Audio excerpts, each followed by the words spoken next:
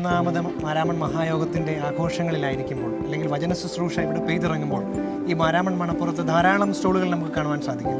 എന്നാൽ ഈ വർഷം മലങ്കര മാർത്തോമാ സഭയുടെ കോട്ടയം വൈദിക സെമിനാരിക്ക് പ്രത്യേകമായ ഒരു എക്സിബിഷൻ സ്റ്റാളൊക്കെ ഇവിടെ ക്രമീകരിച്ചിട്ടുണ്ട്. നാം ഒക്കെയും കേട്ടിട്ടുള്ളതുപോലെ ഈ സഭയുടെ ഒരു നട്ടെല്ലായ വൈദികരെ വാർത്തെടുക്കുന്ന ഒരു അനുഗ്രഹീതമായ ഏടാണ് കോട്ടയം വൈദിക സെമിനാരി. ഇതിൻ്റെ 100ാം വർഷം ആഘോഷിക്കുക കൂടിയാണ് ഈ നാളുകളിൽ. തീർച്ചയായിട്ടും നമ്മളോടൊപ്പം ഇപ്പോൾ കോട്ടയം സെമിനാരിയിലെ വൈദിക സെമിനാരിയിലെ 4ാം വർഷ വിദ്യാർത്ഥിയായ റോണി നമ്മളോടൊപ്പമുണ്ട്. എന്തുകൊണ്ട് ഇങ്ങനെ ഒരു എക്സിബിഷൻ സ്റ്റാൾ ഉണ്ടായി, എന്താണ് വൈദിക സെമിനാരിയിലൂടെ ഈ സഭയോടൊപ്പം ചേർന്ന് നിൽക്കുമ്പോൾ നിങ്ങൾക്ക് ഷെയർ ചെയ്യാനായിട്ടുള്ളത്? ഇപ്പോൾ പറഞ്ഞ കാര്യം തന്നെയാണ്. സെമിനാരി ആരംഭിച്ചിട്ട് 100 വർഷമാണ്. 1926 ആരംഭിച്ച സെമിനാരി 6 വിദ്യാർത്ഥികൾ ആരംഭിച്ചു. എന്നാൽ ഇന്ന് 1000-ലധികം അച്ഛന്മാരെ മാർത്തോമാ സഭയ്ക്ക് നൽകിയ ഒരു പുണ്യഭൂമിയായിട്ട് സെമിനാരി മാറിയിരിക്കുകയാണ്. ആ സെമിനാരിയുടെ 100 വർഷത്തെ ഒരു ചരിത്രം വിവരിക്കുന്ന ഒരു സ്റ്റോളാണ്. ഇനിയും ഇതിലേക്ക് ആളുകൾ ആകർഷിക്കപ്പെടുവാനും സെമിനാരിയുടെ പ്രവർത്തനങ്ങളൊക്കെ മനസ്സിലാകാൻ വേണ്ടിയിട്ട് സെമിനാരിയായിട്ട് ക്രമീകരിച്ചൊരു സ്റ്റോളാണ്.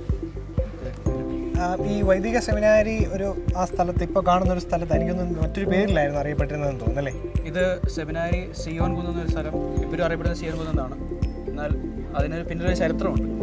നമ്മൾ റോയൽ കോടതി വിധിക്ക് ശേഷം ഒന്നുമില്ലാതെ വന്നൊരു സമയത്ത് നമ്മുടെ തോമസ് മാർ അത്തനേഷ്യസ് തിരുമേനി അന്ന് രാത്രി വന്ന് പാർത്ത സ്ഥലമാണ്.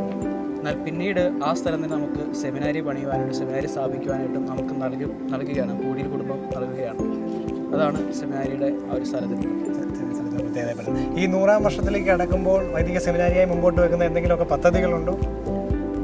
മെയിനായിട്ട് ഫോക്കസ് വരുന്നത് 100 എംപവർമെൻ്റ് ആണ്. അതായത് 100 യുവാക്കൾ, 100 വിദ്യാർത്ഥികൾ, 100 വനിതകൾ, അങ്ങനെ സെമിനാരിയാൽ തന്നെ അവരെ കഴിയുന്ന ദൈവശാസ്ത്ര ബോധങ്ങളൊക്കെ നൽകുവാനും പുതിയൊരു തലമുറയെ സെമിനാരിക്കായിട്ട് അല്ലെങ്കിൽ മാർത്തോമാ സഭയ്ക്കായിട്ട് വാർത്തെടുക്കുവാനൊക്കെ സാധിക്കും. അതോടൊപ്പം തന്നെ എക്കോളജിക്കലായിട്ട് നമ്മൾ പല കാര്യങ്ങളും 100 ചെടികളൊക്കെ നടുന്നുണ്ട്.